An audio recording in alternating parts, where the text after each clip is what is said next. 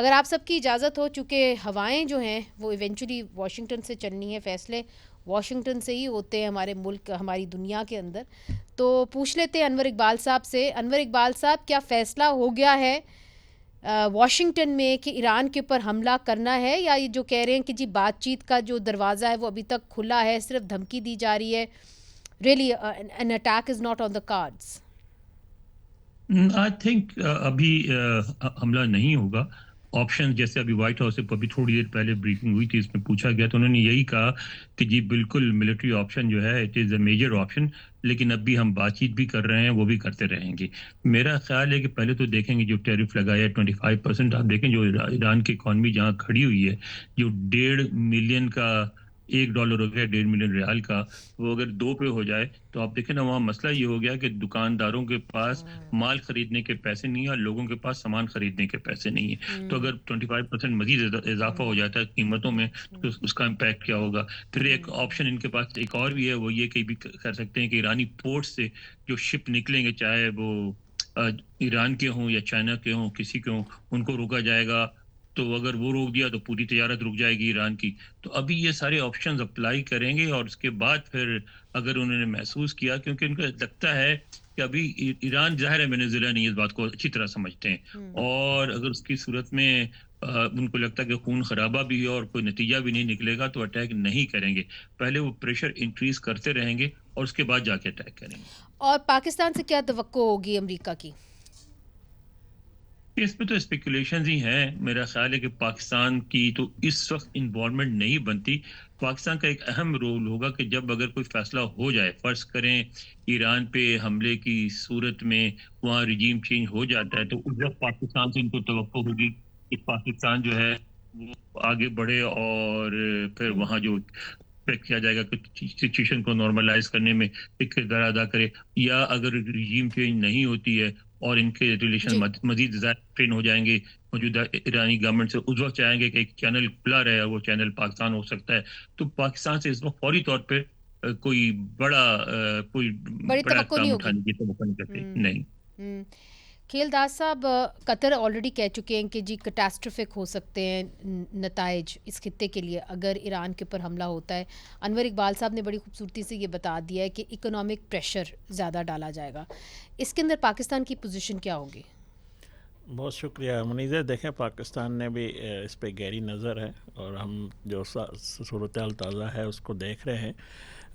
میں سمجھتا ہوں، میری ذاتی یہ رائے ہے، جو بھی فیصلے کسی بھی ملک کے وہ ان کی عوام کو کرنے دیا جائے. جس طرح دیکھیں پہلے ان کے مخالفت میں مظاہرے ہو رہے تھے، اب ان کے حق میں بھی بڑی تعداد میں وہاں کے لوگ نکلے ہیں. تو یہ ان کا اندرونی معاملہ ہے. جو ان کے خمینی صاحب کے دستے راست تھے وہ بھی ان کے خلاف ہو گئے.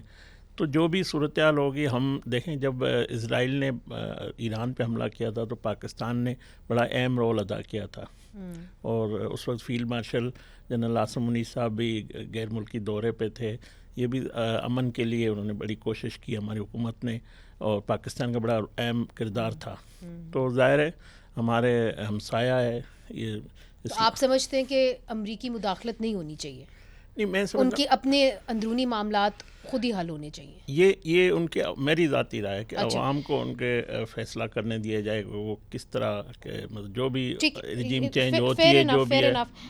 آپ نے صدر ٹرمپ کو نوبل پیس پرائز کے لیے بھی نامزد کیا تھا، تو آپ کو ان ریٹروسپیکٹ لگتا ہے وہ غلط فیصلہ تھا کہ صحیح فیصلہ تھا؟ نہیں، جو غزہ کے حوالے سے جو کوششیں ہوئی، یا جو ایران میں اس وقت اسرائیل کا ہوا تھا، جو پاکستان نے کوششیں کی، اس وقت بھی امن ہوا تھا اور خطے میں. اور جو بھارت کے خلاف ہم نے جو شکست ان کو دی، جو اس سے خطے میں بڑی تباہی آنی تھی، اس میں ٹرمپ کا پریزیڈنٹ ٹرمپ کا جو انڈو پاک تعلقات ہے یا جو جنگ تھی اس میں بڑا اہم رول تھا.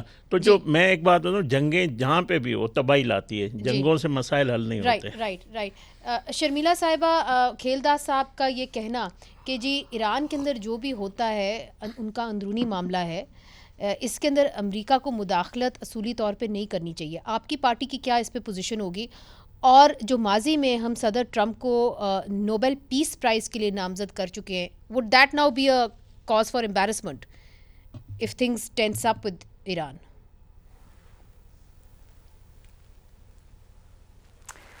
شکریہ منیزے. دیکھیے جی, کسی بھی سوورن ملک کے اندر کسی بھی دوسرے ملک کو مداخلت نہیں کرنی چاہیے.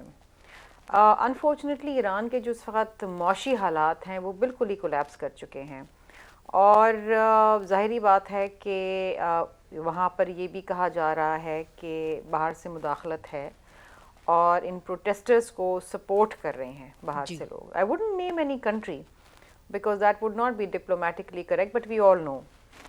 اور ظاہری بات ہے کہ جس طریقے سے امریکا جو ہے وہ ہم نے دیکھا کہ عرب سپرنگ بھی ہوا, مداخلت ہوئی, چیزیں ہوئیں, وینزویلا ہوا, تمام چیزیں ہوئیں. یہاں پر بھی شواہد کچھ ایسے ہی آ رہے ہیں. ابھی بھی بہت ساری چیزیں جو آج کوئی کھیپ پکڑی گئی ہے اور کوئی چیزیں ہیں جو ان سپورٹرز کو پرووائڈ کی جا رہی ہیں, تو کہیں نہ کہیں سے تو ان کو انسائٹ کیا جا رہا ہے.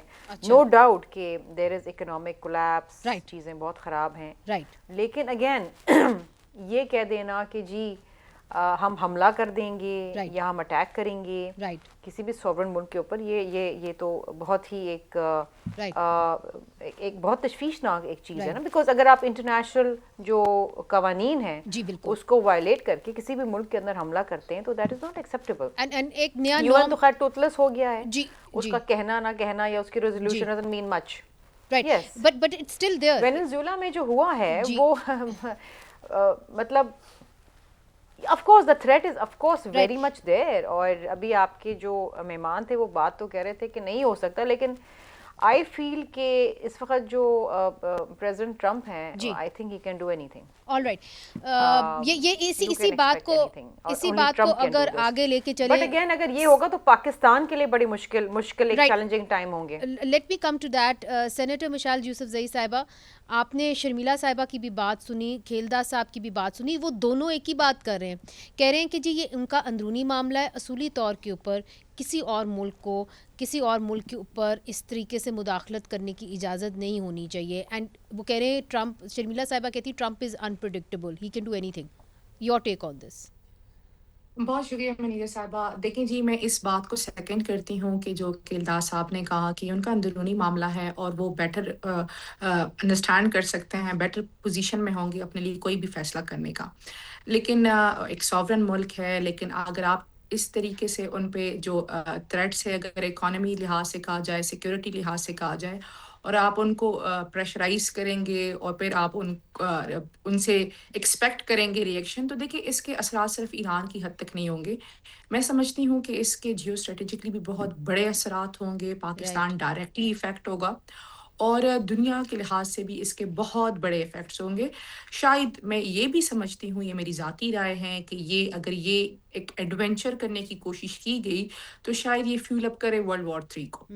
تو یہ جو اس ٹائم اگر ہم پاکستان کی پوزیشن چیک کریں تو پاکستان کے 2 بارڈرز پر ہمارے 2 مسلم اسلامی ممالک میں کے اندرونی حالات ٹھیک نہیں ہیں, چاہے وہ ایران ہو یا چاہے وہ افغانستان. ایک ہمارا دشمن ملک ہے.